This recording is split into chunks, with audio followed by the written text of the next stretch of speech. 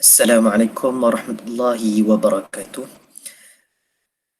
Saya Muhammad Zikril Hakim Zahri, AIV 180042 akan membentangkan tajuk daripada tajuk-tajuk yang terdapat dalam kitab Al-Manahij Al-Usuliyah. Okay, tajuk ini adalah At-Ta'wil fil Qanun dan Tafsir. Jadi, ta'wil dalam perundangan dan juga tafsir. Dia adalah salah satu manhaj al-usuliyin fil istinbatil ahkam min nusus ghair wadihah, yang mana tajuk ini adalah sebahagian daripada manhaj usuliyin dalam istinbatkan hukum dalam nas-nas yang tidak jelas. Okay. Jadi kita tengok pada bahagian yang kedua, iaitu ini merupakan salah satu gambar rajah ringkaslah apa yang boleh kita rumuskan daripada perbahasan kita dalam qawaid tafsir ini, bahawasanya kita boleh lihat at-taqsimu al-alfaz al-mawjudah fi nusus, iaitu pembahagian lafaz yang wujud dalam nas-nas. Jadi sekarang kita nak tengok pada perbahasan min haisul khafa ghair wadihah, yang mana di sini ada perbahasan, tambahan dua perbahasan, iaitu at-ta'wil dan at-tafsir. Jadi saya akan sentuh sedikit at-ta'wil fil qanun dan juga sedikit mukaddimah daripada at-tafsir. Okey. Jadi kenapa berlakunya ta'wil dalam qanun ini? Jadi menurut penulis, inilah salah antara tiga sebab mengapa berlakunya ta'wil dalam qanun. At-ta'wil fil nusus syariah wala siyama Quran al-Karim ittikhaz midanan wasi'an jiddan fil ahkam fiqhiyah al-amaliyah ala nahwi liyattakhidhuhu fi qanun li asbab najmaliha fima ya'ti. Jadi ta'wil ataupun tafsiran dalam nas-nas syariah, terutamanya Al-Quran Al-Karim, telah mengambil bidang yang sangat luas dalam mengeluarkan hukum-hukum fiqh praktikal, dengan cara ia mengambil dan juga ia juga menyentuh bahagian dalam qanun. Antara sebab kenapa berlakunya sebegini rupa adalah seperti berikut. Okey, alasan yang pertama adalah annal Qur'an al-Karima qad tadammanu asraran min al-balaghah wal bayan, iaitu Al-Quran itu sendiri mungkin mengandungi rahsia. Memang mengandungi rahsia lah kalau kita kata balaghah, retorik wal bayan, kenyataan ataupun keterangan. Okey. Yang mana sedikit sebanyak bila perkataan balaghah ini memerlukan takwilan untuk memahami maknanya, tidak boleh difahami secara harfiah. Okey. Yang kedua adalah ittikhaz al-Quran al-Karim manhajan kulliyan wa aman fi takrir al-ahkam ghaliban.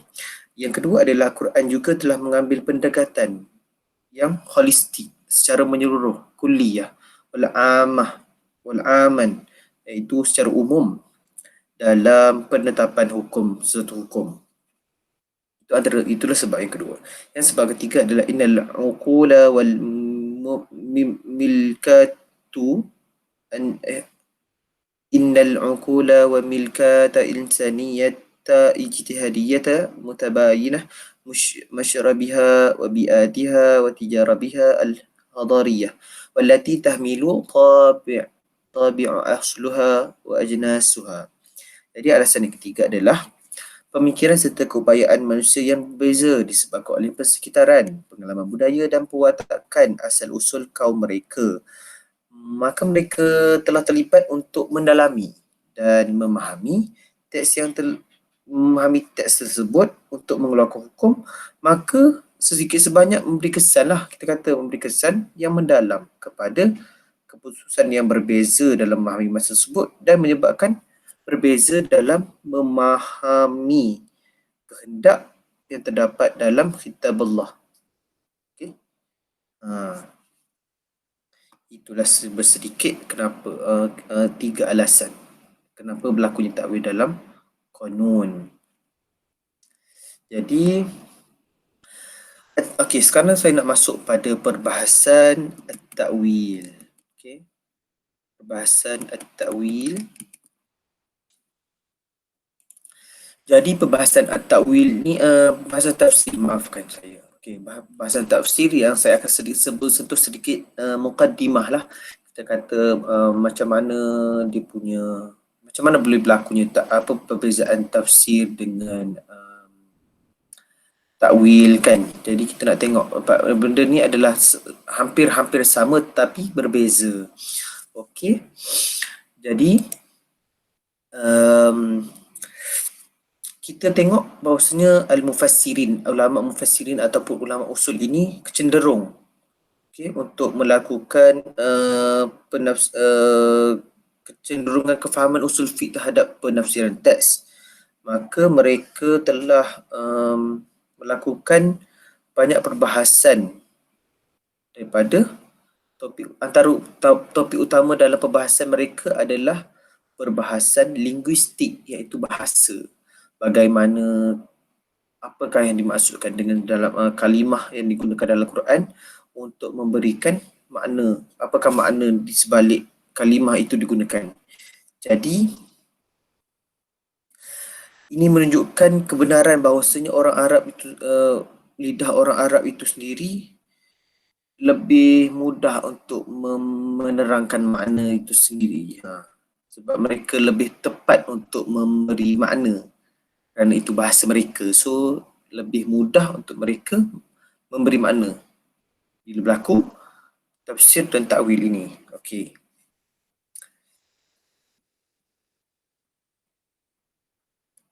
Jadi saya nak akan bahaskan makna tafsir secara bahasa. Okey. Tafsir adalah dari segi bahasanya maksud al-kashfu wal-bayan, iaitu penyingkapan ataupun menjelaskan ataupun keterangan. Okey, itu maksud secara bahasa. Adapun kita lihat pada perkataan tafsir ini adalah berasal daripada kalimah al-fasru yang memberi makna izhar, iaitu nyata. Kalimah tafsir dikhususkan untuk pengertian suatu lafaz. Okey. Adapun perkataan ini juga berasal daripada fassara yang bererti menjelaskan sesuatu. Bila dikatakan fassara ayat Quran itu, maka ia merujuk kepada mensyarah atau menjelaskan ayat Quran dari sudut makna-makna rahsia-rahsia dan hukum-hukum. Bila disebut tafsir Al-Quran, maka disebut adalah sebahagian daripada ilmu Islam yang memberi penjelasan tentang makna Al-Quran. Jadi, itu seberingkas dia punya makna daripada bahasa. Jadi saya akan terangkan makna tafsir istilahan. Okey, kat sini saya nyatakan adalah ilmu yubhathu fihi an ahwalil Al-Quran al-Aziz min haitsu dilalatihi ala muradillahi ta'ala biqadrin taqah basyariyah. Okey, apa maksudnya? Maksudnya adalah suatu ilmu yang membahaskan ataupun yang membincangkan padanya tentang al-ihwal ataupun tentang Al-Quran itu sendiri dari sudut petunjuk dilalahnya. Sudut dilalahnya iaitu petunjuknya terhadap apa yang dikehendaki oleh Allah Azza wa Jal dengan mengikut kadar kemampuan manusia. Okay. Istilah ini juga adalah terdapat dalam kitab Manahilul Irfan karangan Muhammad Abdul Azim Az-Zarqani, juga memberikan definisi yang ini. Okey. Al-ilmu yubhasu fihi an ahwal Al-Quran Al-Aziz min haitsu dilalatihi ala muradillah ta'ala biqadrin taqah basyariyah. Jadi apa yang kita boleh daripada pemahaman saya lah, daripada kita dapat pemahaman yang dapat saya simpulkan daripada istilah ini adalah 3 benda. Yang pertama, tafsir itu sendiri. Okey. Tafsir itu sendiri merupakan kita kata bahawa tafsir itu sendiri merupakan sejenis ilmu, iaitu sejenis bidang ilmu yang termasuk dalam bidang keilmuan Islam. Okay, itu yang pertama yang dapat saya simpulkan. Okay, yang kedua adalah perbincangan ilmu tafsir itu sendiri adalah merujuk kepada makna-makna Al-Quran yang dikehendaki sebagaimana yang dikehendaki oleh Allah. Jadi tafsir itu sendiri merupakan ilmu tafsir itu sendiri adalah perbahasan berkaitan dengan apa yang Allah kehendaki daripada makna-makna Al-Quran, ayat-ayat Al-Quran itu sendiri. Yang ketiga, tafsir Al-Quran ini juga adalah tertakluk kepada kadar kemampuan manusia. Okey, itu adalah 3 benda yang dapat saya simpulkan daripada tarifan ini. Okey. Kita tengok pada seterusnya adalah ciri-ciri tafsir. Okey. Ciri-ciri tafsir ini adalah membezakan, ciri pembeza kepada takwil. Okey. Kerana ulama salaf mereka menyatakan bahawasanya tafsir dan takwil adalah sama. Okey. Adapun ulama usul mutaqaddimin menyatakan bahawasanya ada perbezaan antara takwil dan tafsir. Jadi inilah antara ciri-ciri pembeza yang membezakan tafsir dan takwil. Okey, yang pertama adalah aksar isti'mal tafsir fil alfaz wal mufradat. Okey, maksudnya adalah lebih banyak interpretasi, maksudnya banyak penggunaan tafsir itu sendiri dalam lafaz dan kosakata itu sendiri, pembendaraan kata. Okey. Okey, yang kedua, muhimmah at-tafsiri bayanun wadi' al-lafzu imma haqiqah. Okey. Kepentingan tafsir ini juga adalah sedikit sebanyak menunjukkan status, menjelaskan status lafaz sama ada ia itu adalah hakikat ataupun fakta ataupun ia majas ataupun kita kata metafor. Okey, kita kata di majas. Okey. Itu adalah ciri yang kedua, iaitu menjelaskan status perkataan itu sendiri. Yang ketiga, ghayatut tafsiri kashfal ma'ani al-Quran wal bayan murad minhu, iaitu tujuan tafsir itu sendiri adalah menyingkap makna Al-Quran dan menjelaskan apa yang dikehendaki dengannya, apa yang dimaksudkan dengan lafaz itu sendiri. Jadi yang keempat adalah yu'tabaru fi tafsir ittiba' was-sima'. Maksudnya kat sini adalah tanggapan dalam tafsir itu adalah berkaitan dengan apa yang menjadi ikutan dan juga melalui pendengaran. Biasanya apa yang ditafsirkan itu adalah berdasarkan bagaimana mereka mendengar orang Arab menggunakan perkataan itu, isti'mal dalam penggunaan harian. Jadi macam mana dan berikutan dengan mungkin berikutan daripada sesuatu perkara yang menjadi hubung kait kepada penjelasan perkataan tersebut. Okey, yang terakhir, ciri pembeza terakhir adalah at-tafsir yata'allaq bir-riwayah. Okey, maksudnya tafsir itu sendiri adalah tertakluk kepada ilmu pengetahuan, riwayah. Okey. Sebab at-ta'wil dia lebih kepada dirayah. Okey. Lebih kepada kita pendapat-pendapat kita. Okey.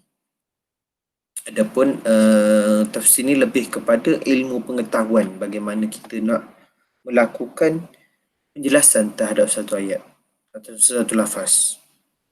Okey. Jadi kita masuk kepada part seterusnya adalah iaitu anasir an-nizam asy-syar'i al-'am la yahmi al-maslah al-'amah faqad, bal al-masalih fardiyah aydan. Okay. Elemen ataupun unsur sistem perundangan awam atau umum ini, hukum sistem syarak yang umum ini bukan sahaja melindungi masalah ammah ataupun kita kata kepentingan awam kepentingan umum sahaja, tetapi dia juga memelihara, melindungi juga kepentingan individu. Okey, kenapa dia kata begitu?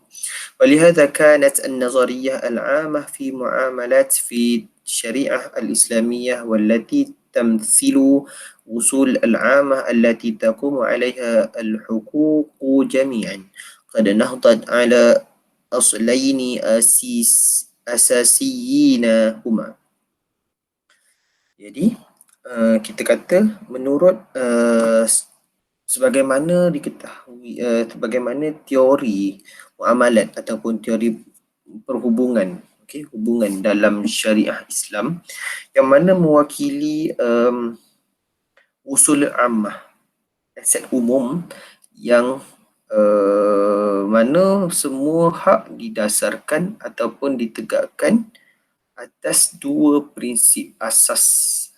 Jadi kita nak kata ditegakkan atas prinsip asas ni apa? Yang pertama adalah haqqu insani al-fardi wa huwa ma yusamma fi istilah al-usuliyin haqqul abdi. Jadi yang pertama adalah prinsip hak manusia itu sebagai individu. So yang dipanggil di sisi ulama usul adalah hak hamba, hakul abdi. Adapun yang kedua adalah hakul mujtama' atau al-maslahah al-ammah wa huwa ma yutlaqu alaihi al-usuliyun haqqullah atau haqqul syari'. Haqqul syari'. Okey. Ataupun kita yang hak kedua adalah hak masyarakat, ataupun kita kata masalah ammah, maksudnya kebaikan lah, kebaikan umum. Okay, yang mana di sisi jumhur, di sisi ulama usul mengatakan hak Allah ataupun hak syarak. Okay. Jadi kenapa berlaku ini adalah unsur lah, kita kata elemen-elemen, ciri-ciri elemen yang mana kita katakan elemen perundangan Islam syarak yang umum ni melindungi bukan sekadar kepentingan individu, tapi dia juga melindungi kepentingan masyarakat juga dengan berasaskan dua prinsip yang saya sebutkan tadi. Okey, seterusnya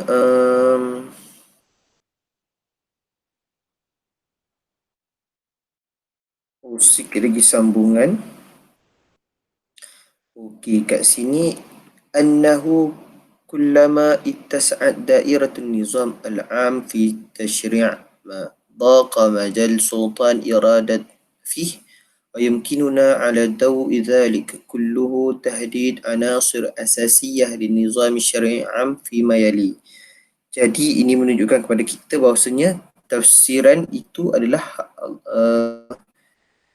kita nak kata berlakunya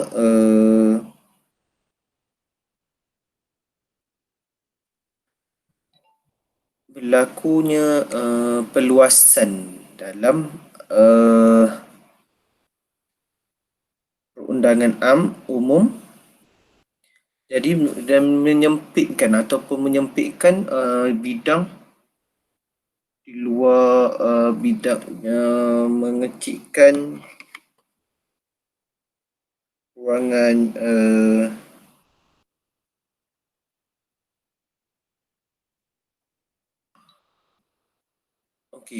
dia mengecilkan bidang yang dikendaki, maka kita katakan wa yumkinuna ala dawi dhalik kulluhu tahdid anasir asasiyah lin nizam asy-syar'i am fima yali. Okey, ini nak kata bahawasanya unsur-unsur ataupun ciri-ciri ataupun prinsip-prinsip asas untuk perundangan syarak yang umum itu adalah seperti berikut. Ini adalah perbahasan tentang ciri-ciri prinsip umum, prinsip umum, okey. Prinsip umum syariah. Jadi yang pertama adalah النصوص المفسرة قاطعة ثبوتا ودلالة على معانيها المقصودة منها أصالة أو تبعا أو لزوما بينا والتي لا تحمل تأويلا أصلا. Jadi dikata teks yang nusus al-mufassarah, teks yang dijelaskan itu adalah qati'ah, terputus ataupun konklusif ataupun kita kata mu'tamad, subutan, wadilalah dan menunjukkan kepada maknanya adalah yang dimaksudkan itu secara asalatan atau tab'an, kesahihan dan juga diikuti dengan jelas, ikuti atau jelas, yang mana tidak memerlukan takwil pada keadaan awalnya. Maksudnya bila kita kata nas mufassarah qati'ah thubutan wa dilalah, maknanya nas itu adalah mu'tamad, tidak perlu kepada takwil. Benda tu tak perlu takwil, dia terus diterima tanpa sebarang takwilan. Okey. Yang kedua adalah qawaid at-tashri'iyyah الثابتة المنصوص عليها في كتاب أو سنة وقطعية ثبوتا ودلالة. Okey, adalah asas-asas perundangan itu yang tetap ataupun yang tetap menurut nas di dalam Al-Quran dan Sunnah secara adalah mu'tamad secara sabit dan tetap pada dilalahnya dan juga nas itu sendiri qat'an. Okey. Maksudnya nak cakap asas-asas yang kita tetapkan dalam nas itu sendiri ada. Hukum yang kita tetapkan itu ada dalam nas Al-Quran dan Sunnah yang kita ketahui secara mu'tamad ataupun kita kata qat'iyyah thubut, qat'iyyah dalalah. Okey. Yang ketiga adalah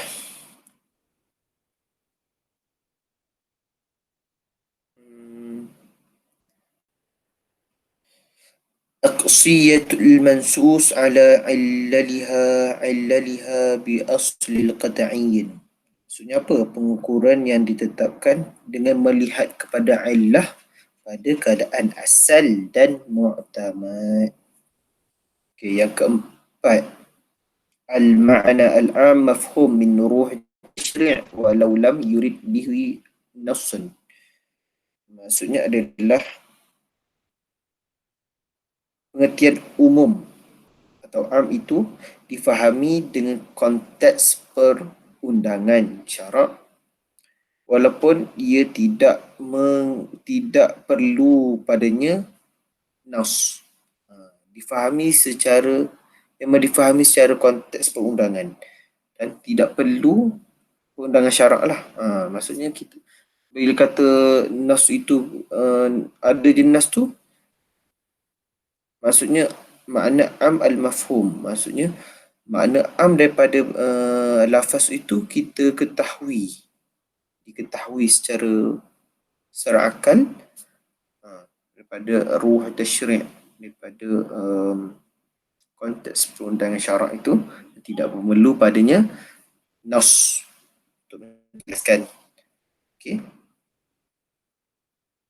Yang terakhir adalah al-maslahah rajihah allati thabitat min tatabbu' maqasid syara' في جلب المصالح ودرء المفاسد أنها مرعية قطعا ولو لم يرد بها نص أو إجماع أو قياس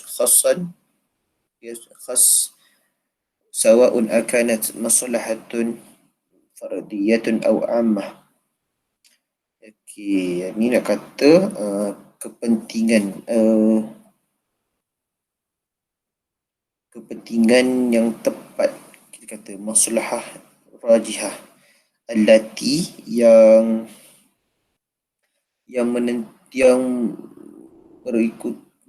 mengikuti tujuan syarak, iaitu dalam fi jalbil masalih, iaitu mengaut masalih kebaikan, wadar'il mafasid, dan menolak keburukan. Ianya adalah satu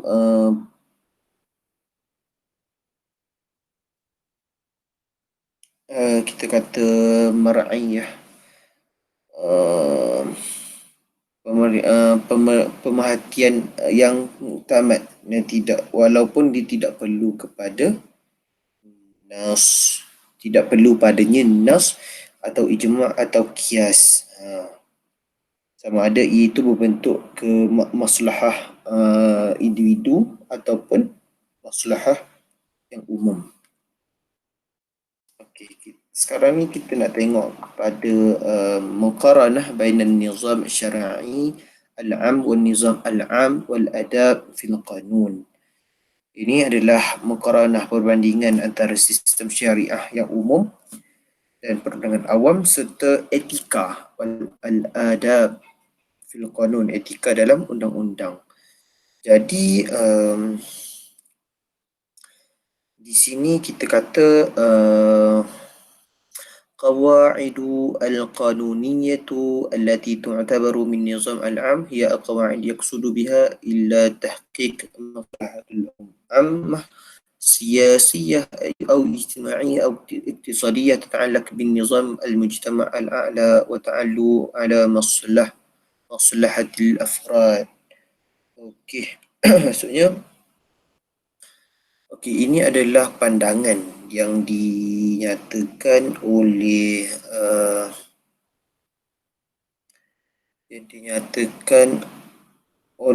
Dr. Sanhuri dalam kitabnya Al-Wasit.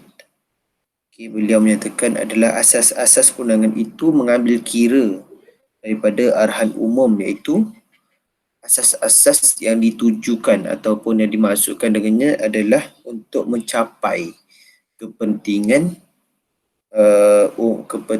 umum, maksudnya maslahatul amah, maslahah umum terhadap politik, sosial, ekonomi, dan juga apa yang tertakluk, apa yang berkaitan dengan sistem masyarakat yang lebih tinggi dan juga mereka yang lebih unggul, lebih ataupun kita kata lebih tinggi lah kan, lebih tinggi, iaitu merujuk kepada kepentingan individu. Okey. Laisatul ibrah fi syariah al-islamiyah fima yata'allaq bitahdid nizamiha الشرعي العام بموضوع حكمي بل بالحكم النفسي.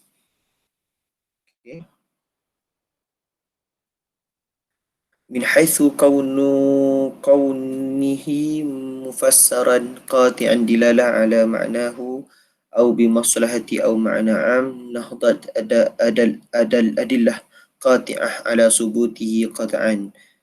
Yang kedua ni adalah kita katakan iktibar lah dalam undang-undang Islam apa yang tertakluk kepada pembaharuan sistem perundangan syarak yang umum, bukan sahaja berkaitan kehakiman tetapi bahkan juga aplikasi hukum itu sendiri, bal hukmi nafsuhu.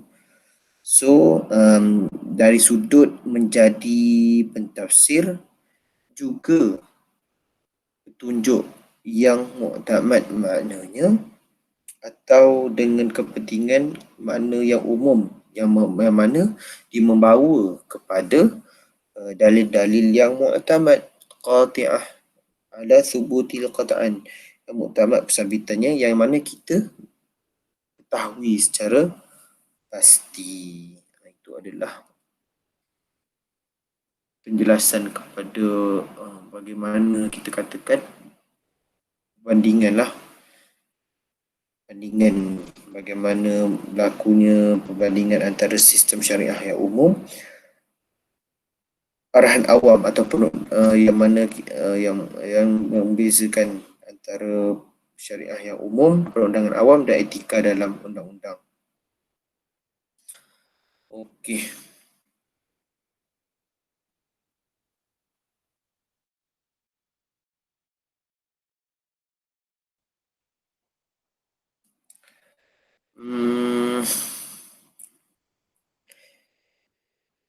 Jadi kita kata, poin yang ketiga adalah yarbitu at-tashri' al-islami nizamuhu syar'i al-am bimaslahah ammah faqad. Jadi dia juga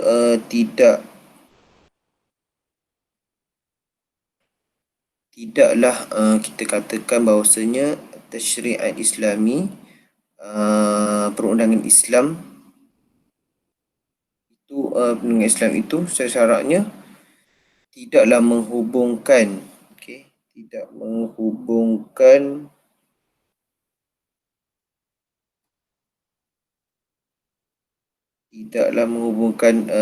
dengan kepentingan individu, tidak menghubungkan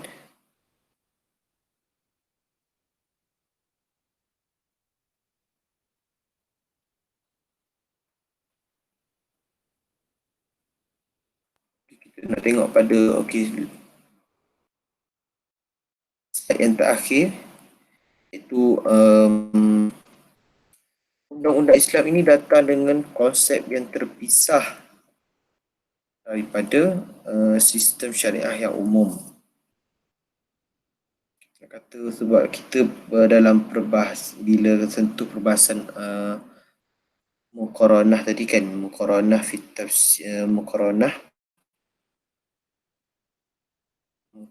bainal qanun, adab fil qanun.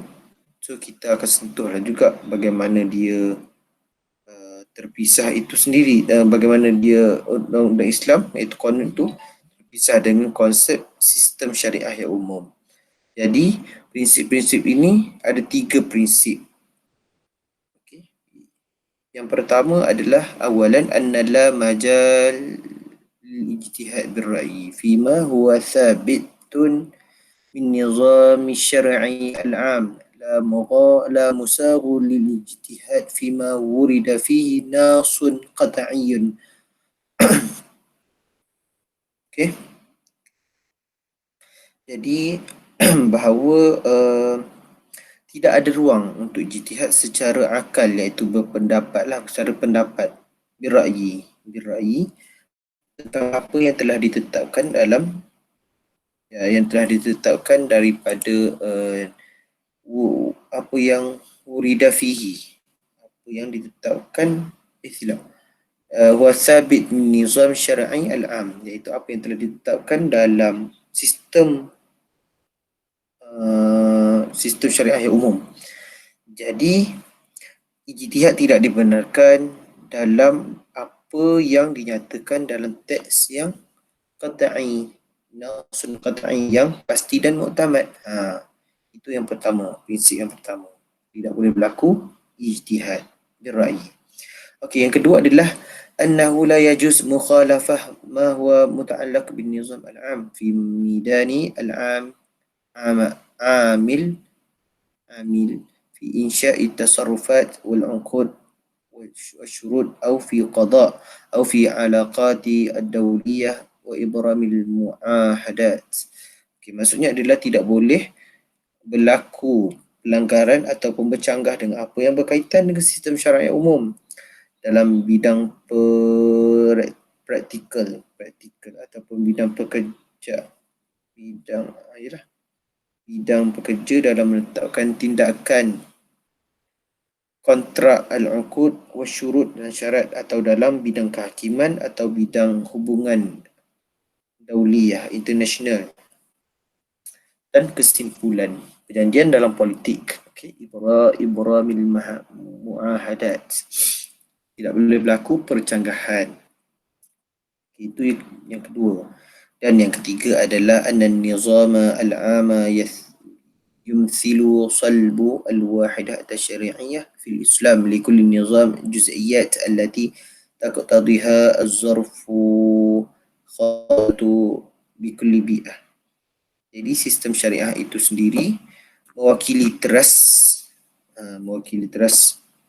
unit dalam unit perundangan Islam untuk semua subsistem. Kita ada pecahan yang banyak. Salah satu pecahannya adalah perundangan. Jadi di mana dia memerlukan allati taqtadiha, yang memerlukan syarat-syarat yang khusus. Syarat-syarat yang khusus untuk setiap persekitaran. Itu maksud dia. Okey, itu saja dari saya. Okey. Syukran ala istima'ikum. Assalamualaikum warahmatullahi wabarakatuh. Terima kasih.